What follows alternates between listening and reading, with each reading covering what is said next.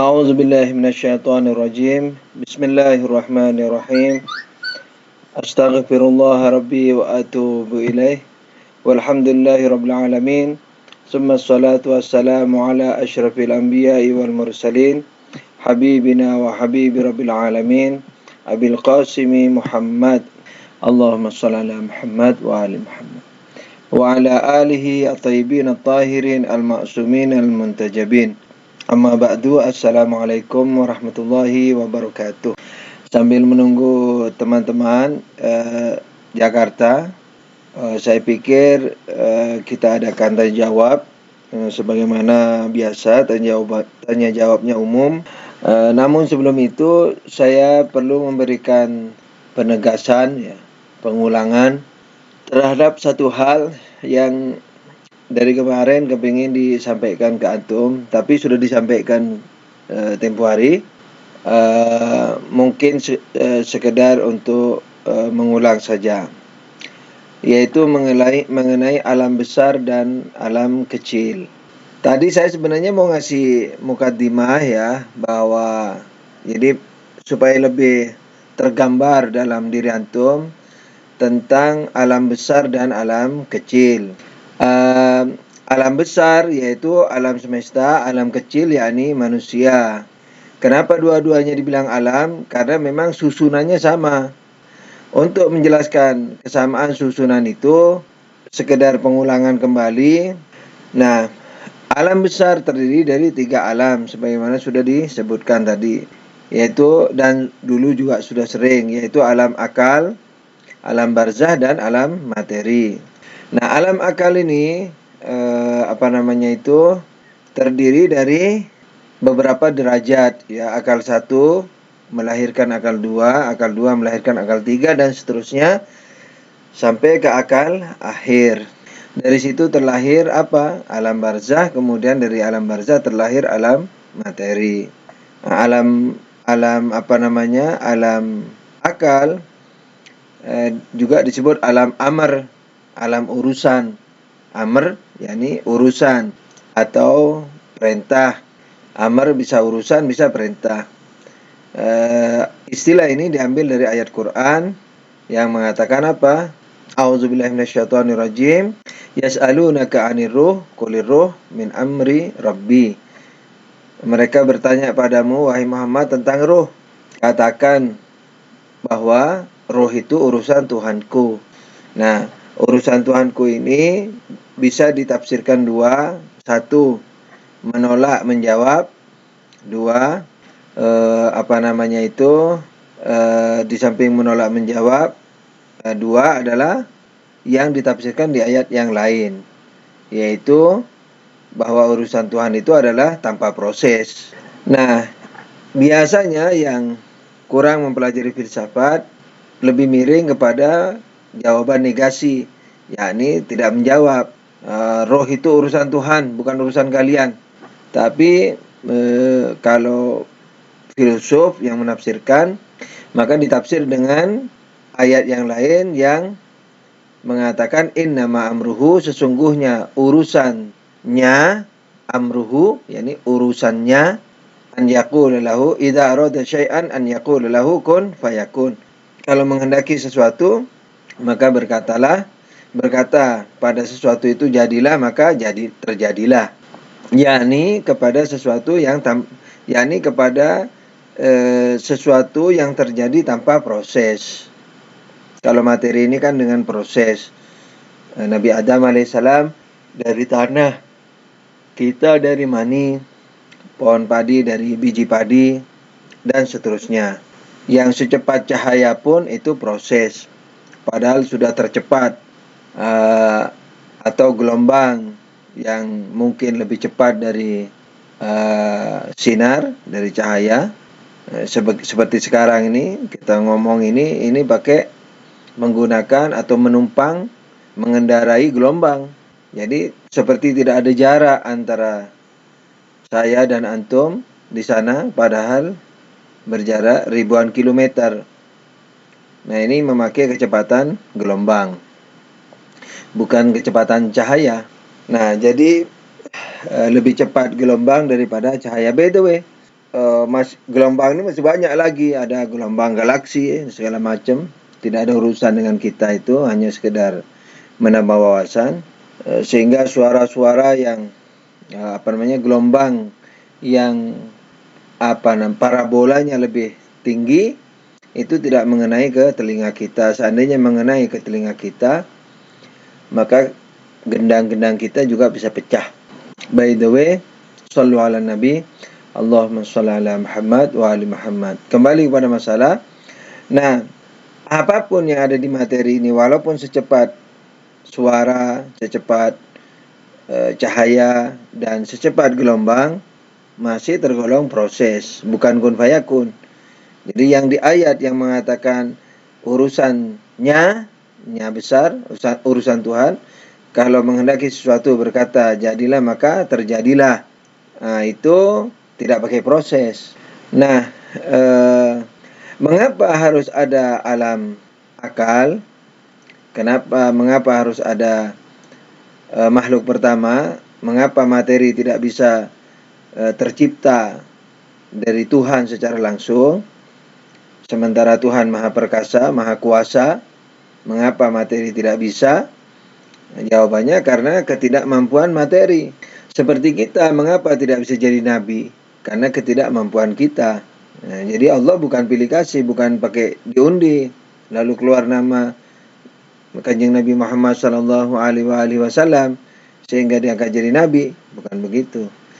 Diundi lagi keluar 12 imam, mereka diangkat jadi imam, bukan begitu. Alaihimussalam. Akan tapi karena potensi yang ada pada mereka, yang potensi itu dicapai dengan ikhtiari. Potensi pertamanya sama dengan kita. Jadi modalnya sama-sama, anggaplah 1 juta rupiah modalnya itu. Nah, tapi mereka berdagang begitu pesatnya sehingga terkaya di dunia sejak zaman Nabi Adam, misalnya kayak gitu.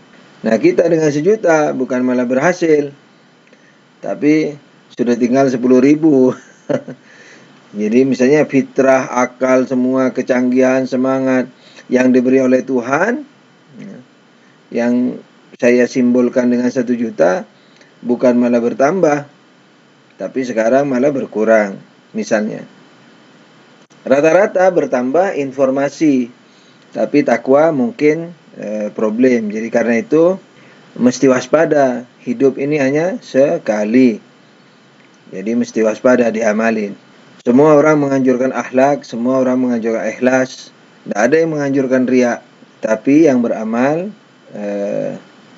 belum tentu kita yang menganjurkan atau yang dianjurkan beramal. Karena itu harus beramal. Ikhlas yakni apa? Takwa. Takwa yakni apa? Beramal dengan fikih dengan benar. Mengapa materi ini tidak punya potensi? Karena dia terkungkung oleh ruang dan waktu. Ruang yakni volume. Volume yakni panjang kali lebar kali tebal. Jadi tempatnya ruang itu, volumenya itu. Tempat kita, volume kita. Bukan lantai atau kursi yang kita duduki.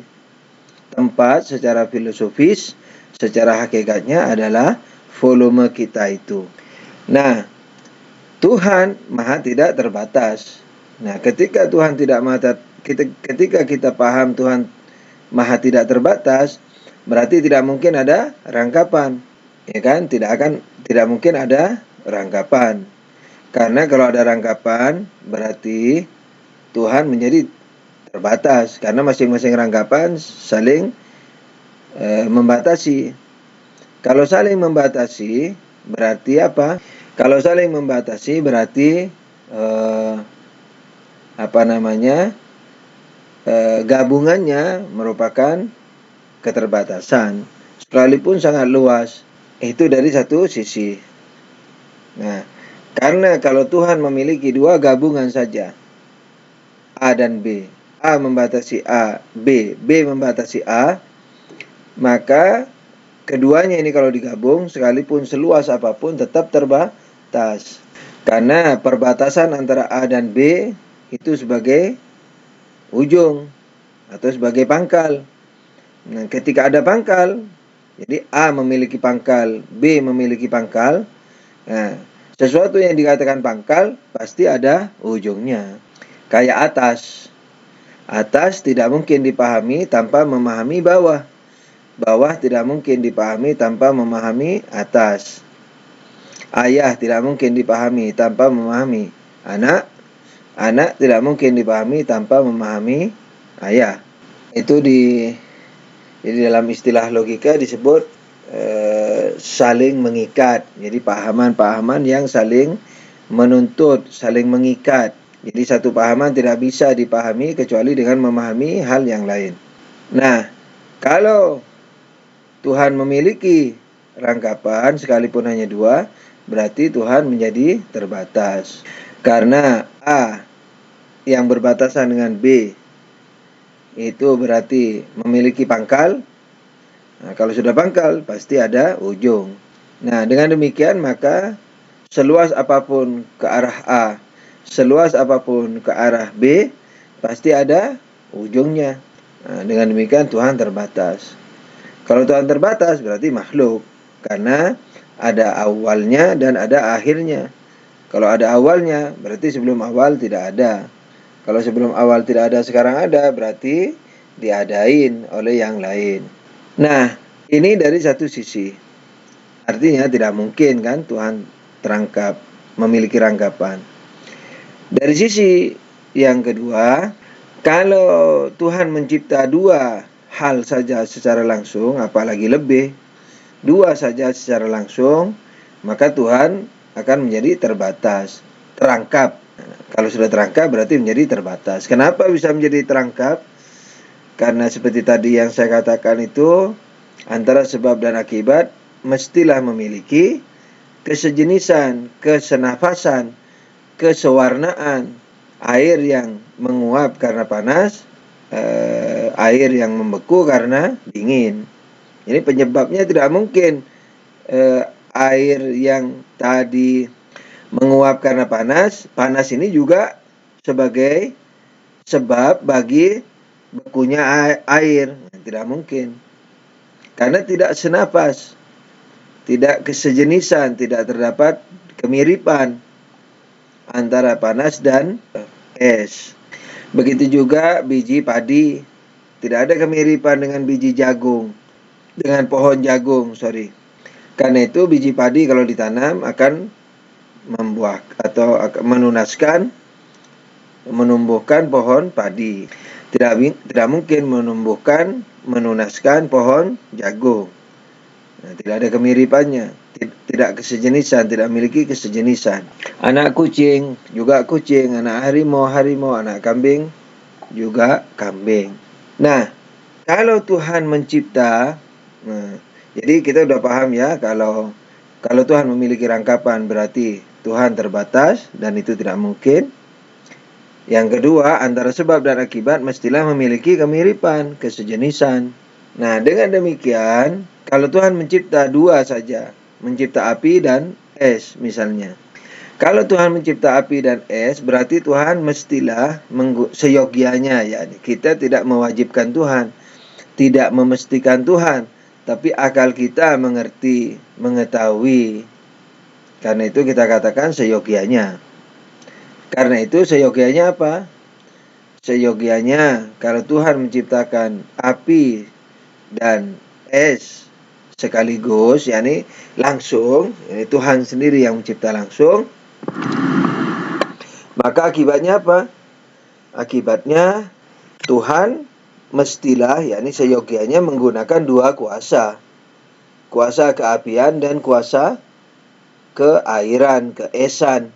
Kalau Tuhan memiliki dua kuasa yang berbeda, maka kuasa keapian dan kuasa keesan itu saling membatasi. Ya kan? Saling membatasi, yakni kuasa keapian bukan kuasa keesan, kuasa keesan juga bukan kuasa keapian. Kalau saling membatasi, berarti kuasa Tuhan terangkap dari dua kuasa, kuasa keapian dan kuasa keairan. Apalagi kalau ditambah kuasa kepohonan, kuasa kebinatangan, kemanusiaan, kuasa-kuasa sejuta kuasa. Semakin banyak rangkapannya, semakin terangkap Tuhannya. semakin terikat Tuhannya, semakin terbatas Tuhannya. Nah, karena itulah maka tidak mungkin Tuhan, jadi tidak mungkin dua makhluk tercipta dari Tuhan secara langsung. Jadi tidak mungkin tercipta. Jadi tidak mungkin tercipta karena yang mau dicipta ini yang mau dicipta ini tidak memiliki potensi. Nah, kuasa keapian tidak mungkin mencipta air dengan kuasa keapian. Nah, tidak ada kesejenisan. Kalau rumus kesejenisan ini rusak, maka rumus sebab akibat menjadi rusak. Kalau rumus sebab akibat menjadi rusak, maka kita tidak bisa memahami apapun. Nah, kita haus malah makan api.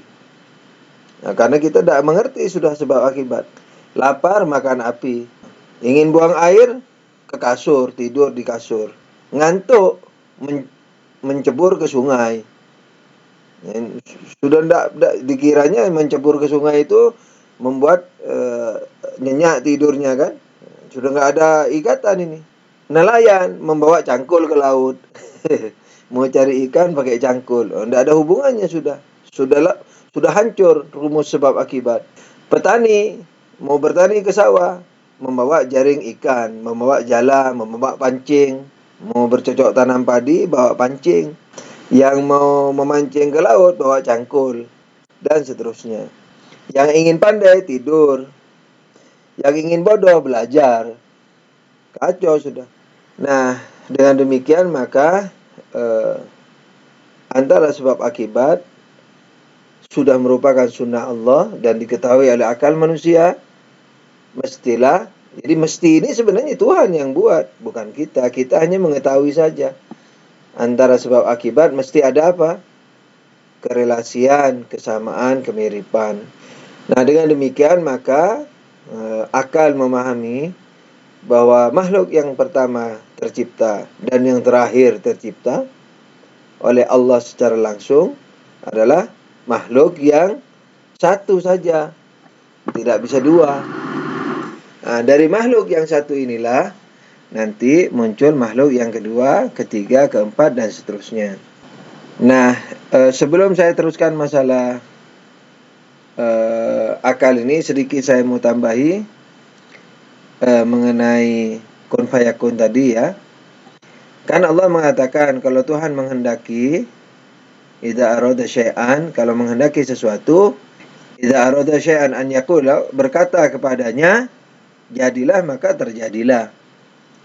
Nah, mungkin kalau kita teliti, bertanya-tanya, makhluk itu kan belum dibuat sama Allah.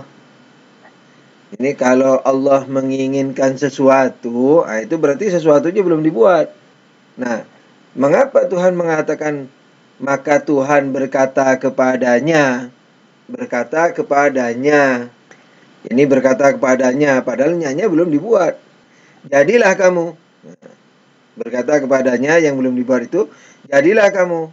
Nah, kok bisa yang tidak ada diperintah jadilah kamu?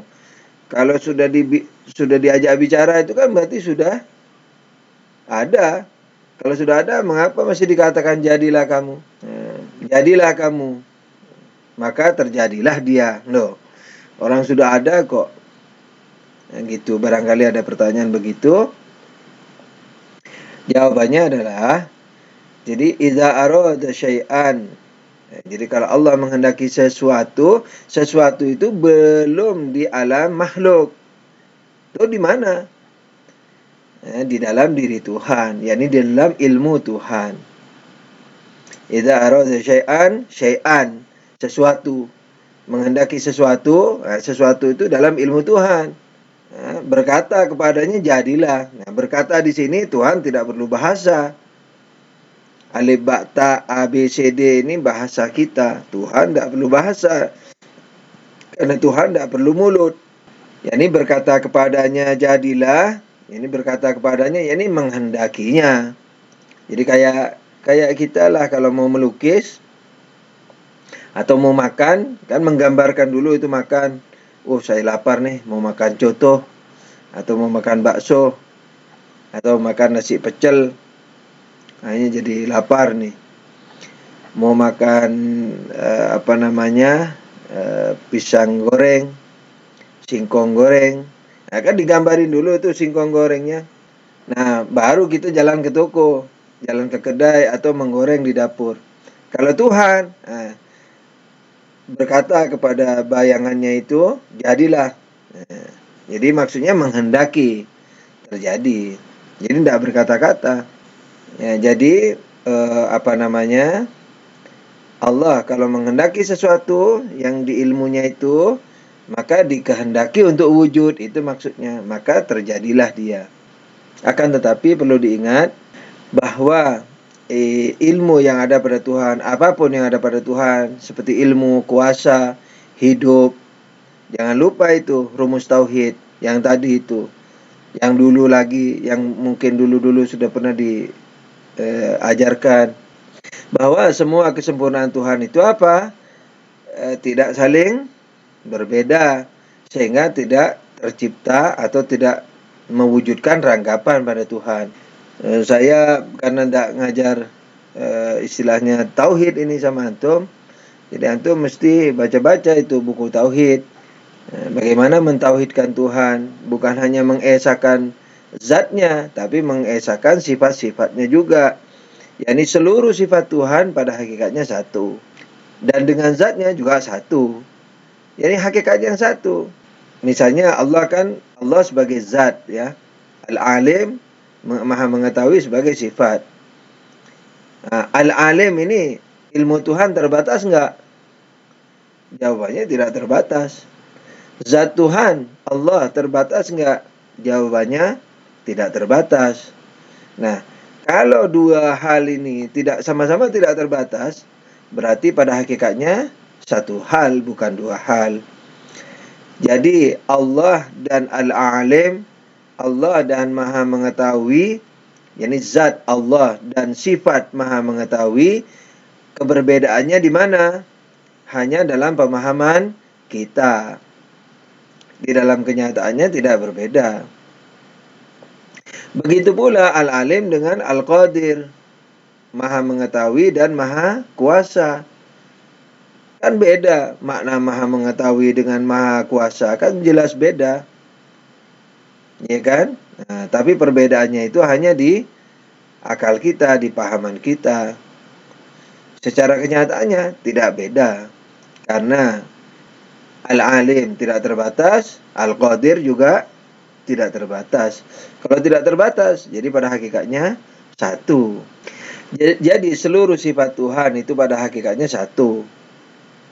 Begitu juga seluruh sifat Tuhan dengan zat Tuhan pada hakikatnya satu. Karena itu kadang-kadang untuk memudahkan pahaman, seluruh sifat-sifat itu hakikat yang satu, yaitu apa? Kesempurnaan. Jadi sempurna, Al-Kamil, sempurna, maha sempurna. Kalau tidak berilmu tidak sempurna, kalau tidak hidup tidak sempurna, kalau tidak kuasa tidak sempurna. Nah, jadi seluruh sifat-sifat itu adalah berbeda hanya dalam pahaman kita, dan maksudnya adalah kesempurnaan. Jadi Tuhan yang maha sempurna. Nah, Tuhan dengan maha sempurna, karena sama-sama tidak terbatas, maka itu sebenarnya juga satu. Jadi Allah, ketika kita berkata Allah, sama dengan berkata maha sempurna, sama dengan berkata maha ilmu, sama dengan berkata maha kuasa. Itu dalam bab tauhid, ya. Tentu saja sifat itu ada dua, ada sifat zatiyah, ada sifat fi'liyah. Sifat zatiyah yang seperti tadi itu, yakni suatu sifat yang terpahami tanpa menghubungkan Tuhan dengan yang lainnya, seperti ilmu, hidup. Ilmu itu juga pada dirinya sendiri, bukan ilmu kepada makhluknya. Kalau ilmu pada makhluknya, itu mesti sebelum kita memahaminya, mesti menghubungkan dulu dengan makhluknya. Misalnya berkata, Tuhan mengetahui enggak ya tentang makhluknya ini? Jawabannya mengetahui. Jadi dihubungkan dulu dengan makhluk, baru terpahami makna mengetahui makhluk. Tapi kalau mengetahui dirinya, Allah mengetahui dirinya. Seperti kita kan mengetahui diri kita, selain mengetahui selain kita. Ketika ketika kita memahami Tuhan mengetahui dirinya, itu berarti tanpa menghubungkan dirinya dengan yang lainnya. Itu sifat zat.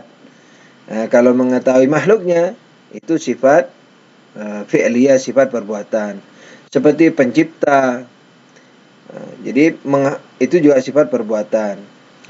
Nah, sifat perbuatan ini hakikatnya baru, bukan kadim, bukan lama, bukan azali. Jadi karena dihubungkan dulu dengan makhluk baru bisa terpahami sifat-sifat itu. Pencipta, pemberi rezeki, pemberi hidayah, pengampun, pemberi pahala, pelindung, dan seterusnya. Nah, sifat-sifat ini apa? Sifat perbuatan. Nah, sifat perbuatan ini tidak bisa dikatakan seperti tadi itu, bahwa dia hakikatnya adalah adalah zat. Tidak bisa. Kenapa? Karena baru. Kalau Allah tidak berujung, tidak berpangkal dan berujung, tapi kalau sifat pencipta berpangkal. Berpangkal karena kenapa? Karena karena di makom zat, di derajat zat tidak ada penciptaan. Baru ketika ada makhluk baru mencipta. Jadi penciptaan itu dimulai. Tapi kalau Allah hidup, maha tahu, maha kuasa, itu tidak dimulai. Tidak ada ujung pangkalnya, tidak ada batasannya. Tidak ada awal dan akhirnya. Tapi kalau penciptaan ada awal dan akhirnya. Seperti kiamat berakhir kan gitu. Nanti mencipta lagi. Tapi yang jelas ada akhirnya. Setiap estafet itu ada akhirnya. Ada permulaan dan ada akhirnya. Nanti dimulai lagi.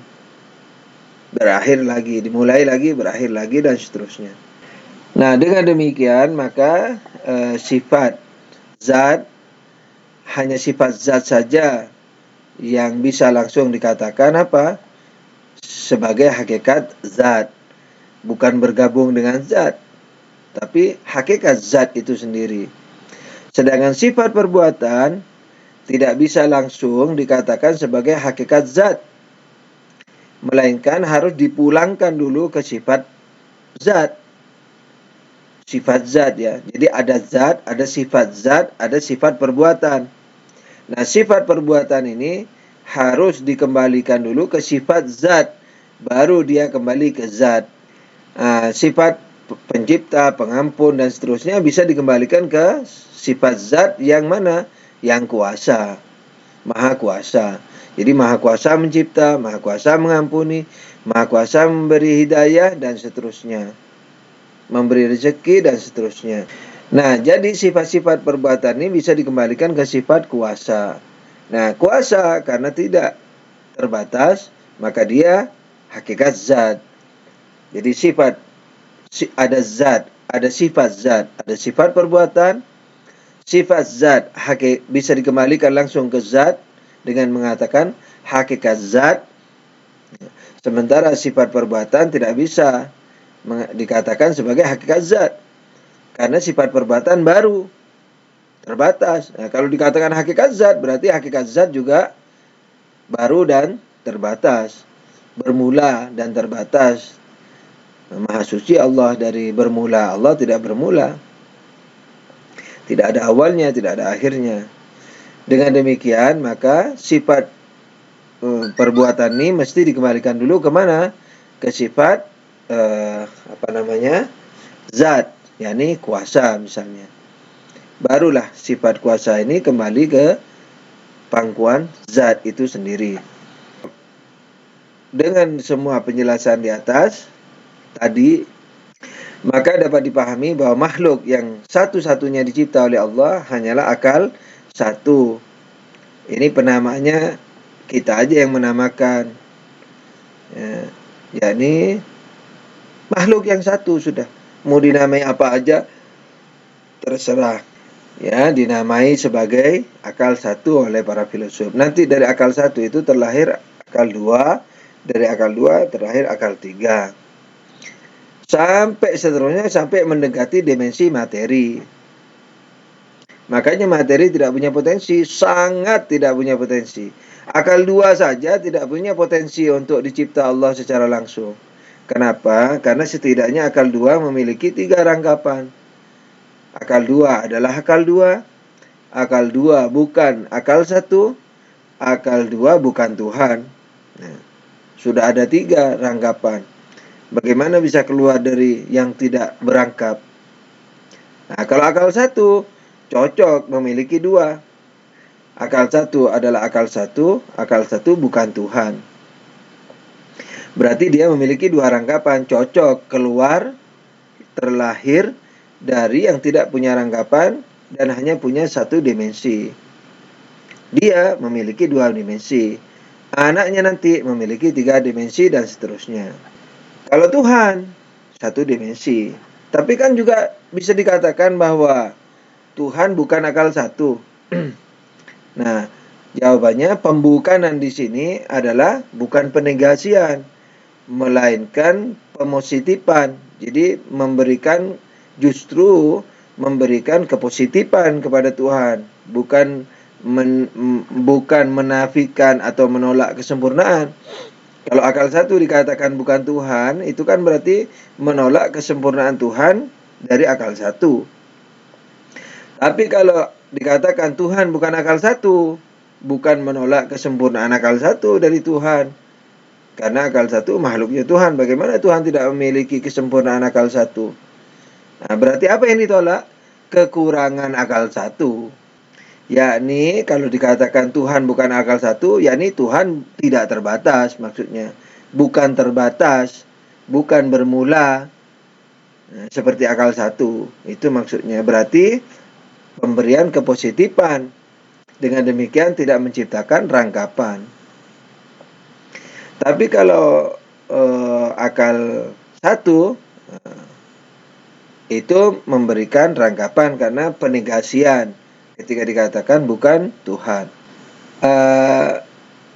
Rangkapan itu ada 2, ada rangkapan akal, ada rangkapan nyata. Yang kita katakan bahwa akal satu adalah akal satu dan akal satu bukan Tuhan, sehingga terdiri menjadi 2 rangkapan. Setidaknya rangkapan yang terjadi pada akal satu ini rangkapan akal, rangkapan pemahaman, bukan rangkapan sesungguhnya di alam nyata. Di alam nyata tidak ada rangkapannya. Akal satu tidak memiliki rangkapan. Jadi ilmunya dengan zatnya sama seperti Tuhan itu, tapi terbatas ya. Jadi keterbatasan itu bisa tercipta dari rangkapan, sekalipun rangkapan kepahaman. Makanya dikatakan Tuhan itu tidak terbatas secara realita dan secara kepahaman.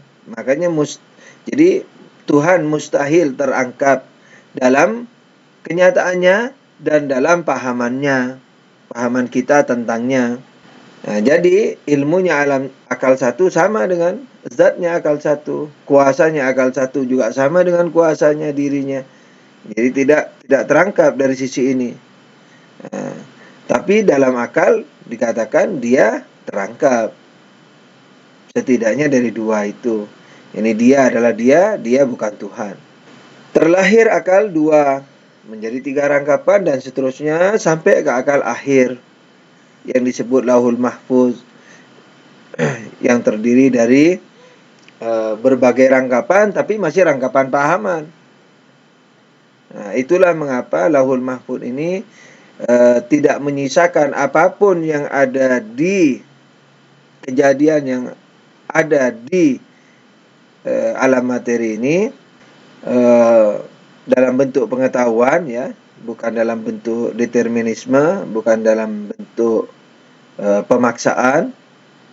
Jadi semua diketahui oleh Lauhul Mahfuz, tapi tetap tidak dalam keadaan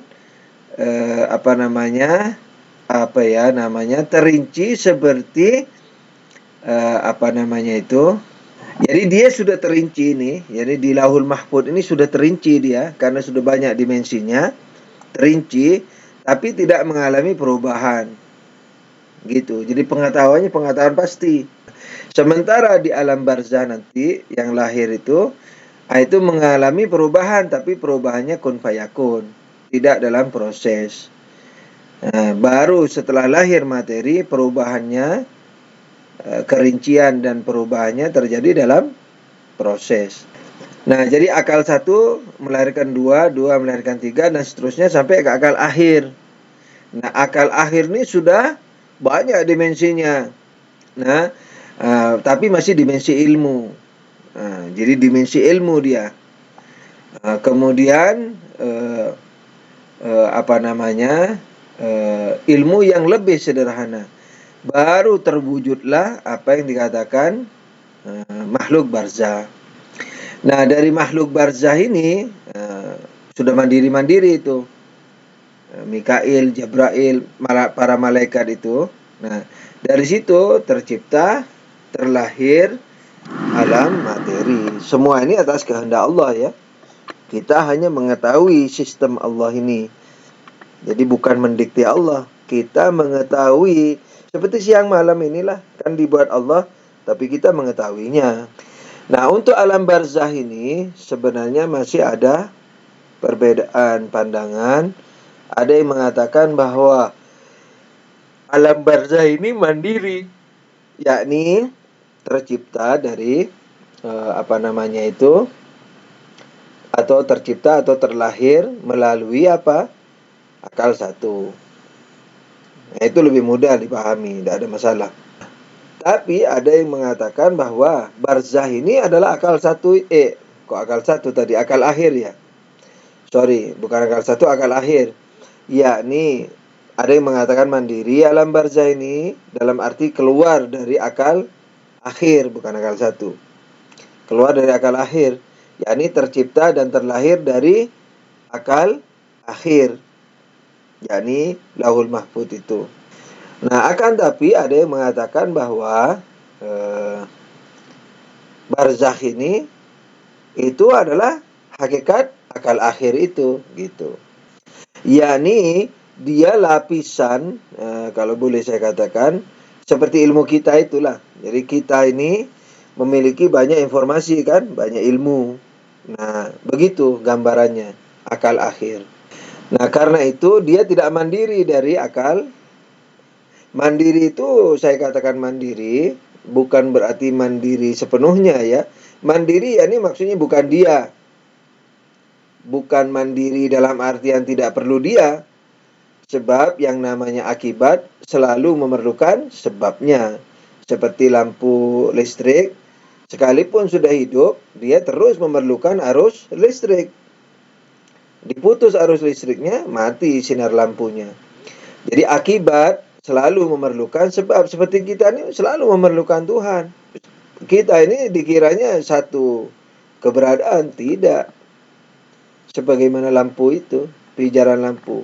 Jadi dalam satu detik terdiri dari jutaan kali pewujudan, penyinambungan, pemberian.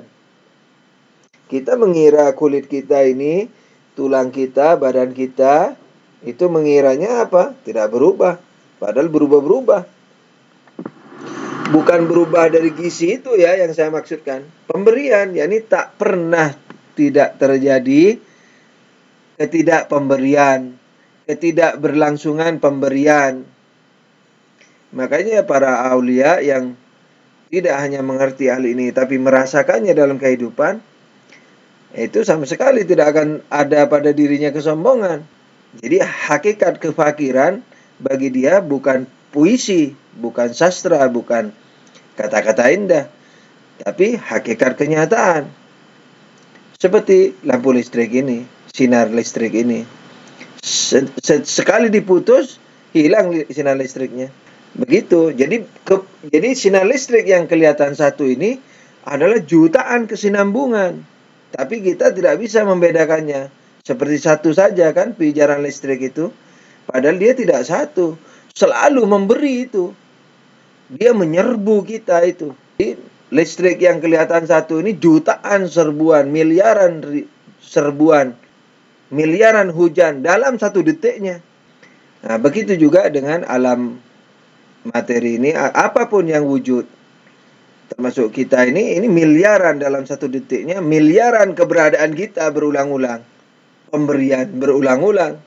Jadi mungkin kalau dimiripkan dengan film, misalnya antum buat film, bukan film yang sekarang ya. Sekarang mungkin sudah digital, sudah susah digambarkan. Kalau dulu masih pakai film negatif itu maksudnya. Nah, itu kan ketika kita melihat adegan film, kan kelihatannya satu itu, ngobrol, orangnya satu. Misalnya orangnya berdiri itu kan, orangnya berdiri tidak bergerak, anggaplah begitu, tidak bergerak. Kan dikiranya satu gambar, padahal itu puluhan gambar. Begitu juga dengan keberadaan kita ini, puluhan pemberian, puluhan gambar, puluhan keberadaan, dan seterusnya. Nah, kembali kepada masalah kita, kalau saya katakan tadi barzah itu mandiri, maksudnya bukan mandiri dari sisi kebutuhan atau keperluan kepada sebabnya, melainkan hanya berdiri saja, berbeda. Jadi pijaran lampu bukan arus listrik, kan begitu. Jadi barzah bukan akal akhir. Tapi ada yang mengatakan ya hakikat akal akhir itu.